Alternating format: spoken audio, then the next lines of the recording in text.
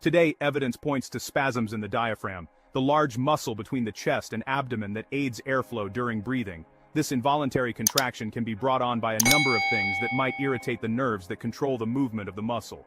A full stomach, heavy boozing, rapid shifts in temperature either inside or outside of the stomach, and certain emotions like shock or excitement are all common culprits. No matter the cause, the result is the same. The diaphragm spasms and causes us to take a quick breath. The sudden rush of air causes the epiglottis, the flap that protects the space between the vocal cords, to shut and interrupt the breath, which makes the familiar hic sound.